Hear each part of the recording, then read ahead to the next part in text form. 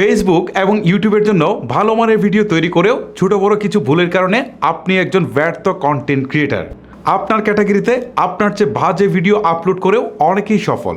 কোন ভুলগুলোর কারণে আপনার কন্টেন্ট ক্রিয়েশনের এই বাজে অবস্থা, আমি আমার দীর্ঘ ইউটিউব জার্নির আলোকে আপনাদেরকে বলবো যে আসলে কিভাবে আপনারা সেই ভুলগুলোকে শুধরে একজন সফল কন্টেন্ট ক্রিয়েটারে পরিণত হবেন।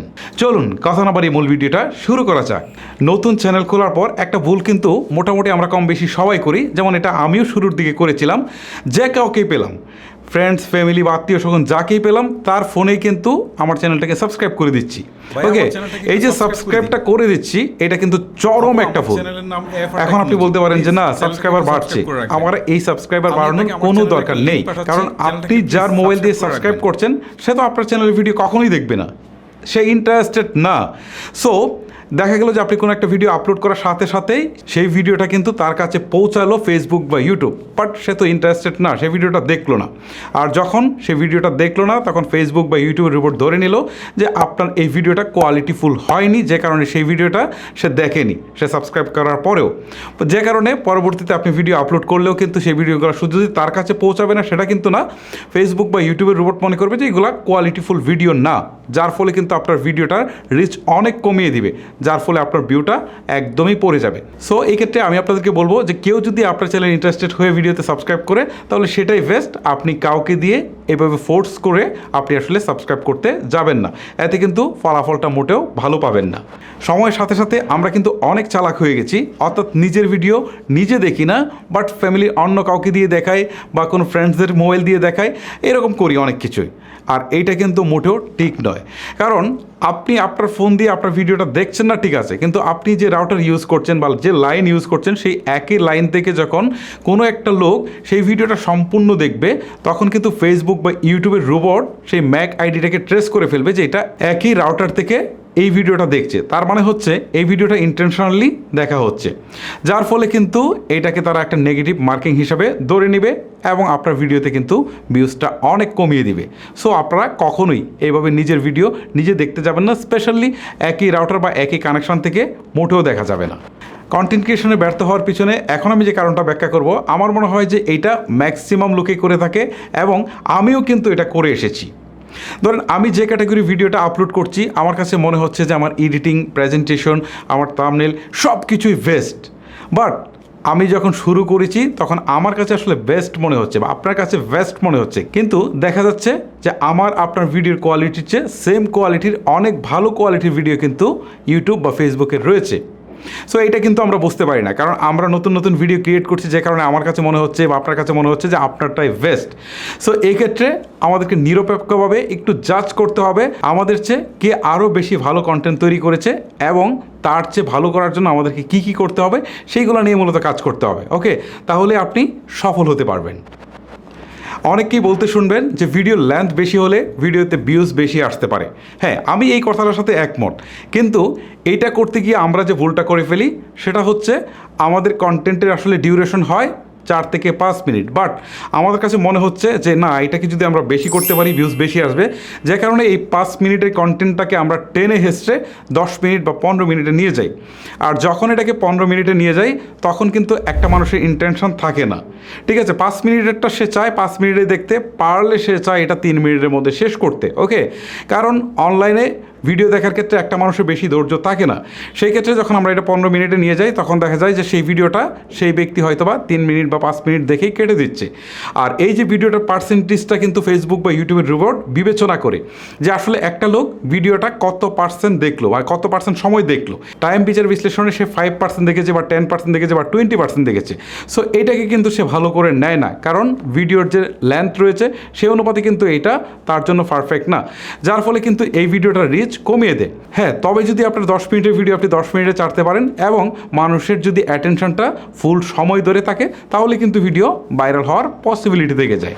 আমরা ফেসবুক বা ইউটিউবের চ্যানেল খুলেই দৌড়াতে শুরু করি যে কীভাবে আমাদের সাবস্ক্রাইবার আসবে বা কীভাবে ফলোয়ার আসবে বা কীভাবে আমাদের দ্রুত ভিউ আসবে। আর এটার জন্য দৌড়াতে দৌড়াতে অনেকে যে কাজটা করে বসি সেটা হচ্ছে ফলোয়ার কিনে ফেলি, সাবস্ক্রাইবার কিনে ফেলি এবং অনেকে কিন্তু ভিউও কিনে ফেলি। আর এইটা কিন্তু একটা চ্যানেলের জন্য মারাত্মক হুমকি স্বরূপ।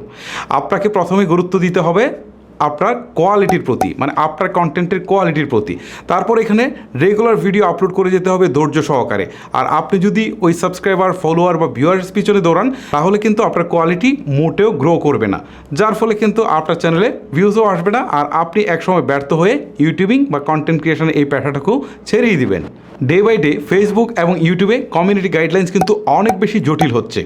সো আমরা কিন্তু এই কমিউনিটি গাইডলাইন সম্পর্কে কোনো আইডিয়া না রেখেই কন্টেন্ট ক্রিয়েশনে চলে আসি, যে কারণে আমরা কিন্তু খুব ভালো কন্টেন্ট তৈরি করলেও সাকসেস হতে পারি না। ধরেন আপনি খুব ভালো ফুটবল খেলেন, বাট আপনি ফুটবলের নিয়মকানুন সম্পর্কে কিছুই জানেন না। আপনাকে কোনো একটা মাঠে নামিয়ে দেওয়া হলো, বাট আপনি এই মাঠে যত ভালোই খেলেন আপনি কিন্তু সফল হতে পারবেন না, কারণ আপনি তো জানেন না যে কোথায় বল লাগলে আপনার হ্যান্ডবল হতে পারে, বা কোথায় গিয়ে আপনাকে গোল দেওয়া যাবে না, বা হচ্ছে কাকে ফাউল করা যাবে না। এই বিষয়গুলো যদি আপনি না জানেন, তাহলে তো অবশ্যই আপনি ভালো খেলোয়াড় হলেও আপনি কিন্তু সাকসেস হতে পারবেন না। সো কন্টেন্ট ক্রিয়েশনের ক্ষেত্রেও কিন্তু একই জিনিস, এরকম কমিউনিটি গাইডলাইন্স আছে যেগুলো অবশ্যই আপনাকে ভালো করে স্টাডি করতে হবে। ধরেন কোন ভিডিওগুলো আপনার আপলোড করা যাবে না, দেখছেন যে অন্য একজন আপলোড করেছে, তাকে আসলে কপিরাইট ক্লেম দিচ্ছে না, আপনাকে দিচ্ছে। আবার দেখা গেল যে আপনি একটা সাউন্ড ইউজ করেছেন, বাট সেই সাউন্ডে হচ্ছে কপিরাইট আসতেছে। আবার দেখা গেল যে আপনার ভিডিওতে কমিউনিটি গাইডলাইন্স ভঙ্গের অভিযোগ আসতেছে, কিন্তু অন্যের একটা ভিডিওতে আসছে না। সো এই বিষয়গুলো আপনাকে অবশ্যই স্টাডি করতে হবে। যেহেতু আপনি কন্টেন্ট ক্রিয়েশনকে একটা পেশা হিসেবে নিতে চাচ্ছেন, অবশ্যই আপনাকে অন্তত 2 থেকে 4 দিন এটা নিয়ে স্টাডি করতে হবে। আপনি গুগলে সার্চ দিলেই কিন্তু তাদের কমিউনিটি গাইডলাইন সম্পর্কে একটা ধারণা পাবেন। আবার যদি আপনি ইউটিউবে চান যে এখানে আপনি একটু স্টাডি করবেন, এখানে স্টাডি করলে ভালো একটা আইডিয়া পাবেন, আর সেই আইডিয়া নিয়ে যদি আপনি শুরু করতে পারেন, তাহলে আমি নিশ্চিত করে বলতে পারি আপনি যদি এই কারণে ব্যর্থ হয়ে থাকেন, তাহলে অবশ্যই আপনি ব্যর্থতা কাটিয়ে সফলতার মুখ দেখতে পারবেন। আমাকে যদি কেউ প্রশ্ন করে যে সফল কন্টেন্ট ক্রিয়েটর হতে হলে আপনাকে সবচেয়ে বেশি গুরুত্ব দিতে হবে কোন বিষয়টার প্রতি, তাহলে আমি বলি যে আসলে অনেক বিষয়ই আছে, তার মধ্যে সবচেয়ে বেশি আপনাকে যে জিনিসটা রাখতে হবে সেটা হচ্ছে ধৈর্য। কারণ আমাদের ম্যাক্সিমাম লোকেরই কিন্তু ধৈর্য থাকে না। দেখা গেল যে আমি খুব ভালো কন্টেন্ট তৈরি করছি, আমি একাধারে 5টা 10টা বা 20টা কন্টেন্ট তৈরি করেছি। তৈরি করার পর আমি দেখি যে না, আমার চেয়ে অনেক লো কোয়ালিটির কন্টেন্ট তৈরি করেও সে অনেক বেশি ভিউজ পাচ্ছে, সাবস্ক্রাইবার পাচ্ছে, বাট আমি কিন্তু পজিশানে যেতে পারছি না। যার কারণে অনেকেই রাগ করে কিন্তু দেখা গেল যে আর কন্টেন্ট ক্রিয়েশনটা কন্টিনিউই করে না।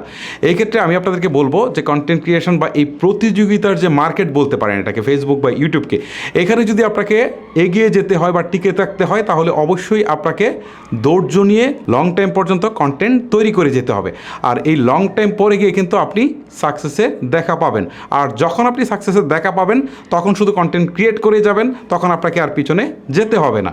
জাস্ট আমি আপনাকে শেষ কথাটা বলবো যে এটা হচ্ছে আপনাকে অবশ্যই ধৈর্য নিয়ে দীর্ঘ সময় পর্যন্ত কাজ করতে হবে। ভিডিও আপলোডের ক্ষেত্রে আমরা অনেক বড় একটা ভুল করি, সেটা হচ্ছে মিক্স কন্টেন্ট আপলোড করে দিই। যেমন কেউ একজন ব্লগ নিয়ে ভিডিও করছে, সো সে কোনো একটা প্রাকৃতিক পরিবেশে যাচ্ছে বা হিস্টোরিক্যাল কোনো একটা প্লেসে যাচ্ছে, গিয়ে হচ্ছে ভিডিও করছে, এবং সে ভালো ভিউজও পাচ্ছে, সাবস্ক্রাইবারও পাচ্ছে। এখন সে মনে করছে তো ব্লগ ভিডিও, বাট এখন আমি চাইলে একটা প্রোডাক্টের ব্লগ করে ফেলতে পারি। আবার দেখা গেলো যে বাসায় এসে ফ্যামিলি মেম্বারদেরকে নিয়ে একটা ব্লগ করে ফেললাম। এরকম করে সে দেখা গেলো যেখানেই যাচ্ছে সেখানেই ব্লগ দিয়ে দিচ্ছে। সে মনে করছে যে আসলে ব্লগ তো হলেই হচ্ছে, বাট বিষয়টা কিন্তু সেই রকম না।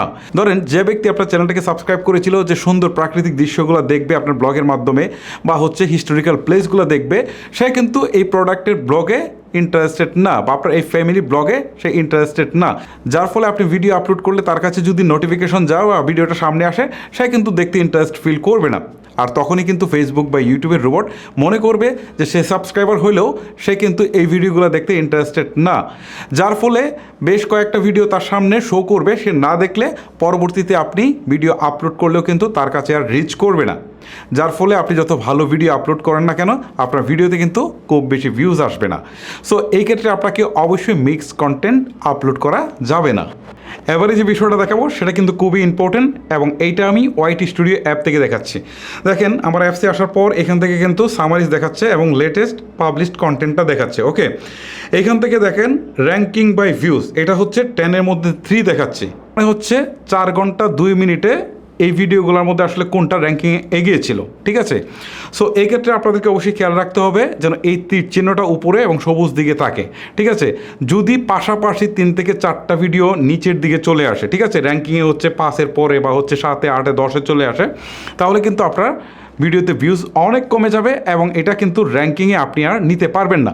এই ক্ষেত্রে আপনাকে যে কাজটা করতে হবে, এক্ষেত্রে আপনি যদি দেখেন যে পাশাপাশি দুইটা ভিডিও আপলোড করার পর দুইটাই হচ্ছে র্যাঙ্কিংয়ের নিচের দিকে চলে গেছে, তাহলে এই ক্ষেত্রে আপনাকে একটু চিন্তা ভাবনা করে ভিডিও আপলোড করতে হবে যে ভিডিওটার ভালো চাহিদা রয়েছে বা ভিউজ রয়েছে, যেন এই ভিডিওটার র্যাঙ্কিং উপরের দিকে যায়। ঠিক আছে, এইরকম করে আপনাকে ভিডিওগুলো দেখে সতর্কতার সহিত আপলোড করতে হবে, তাহলে কিন্তু আপনার চ্যানেলের ভিউজ আপনি ধরে রাখতে পারবেন এবং ক্রমান্বয়ে ভিউটা বাড়াতে পারবেন।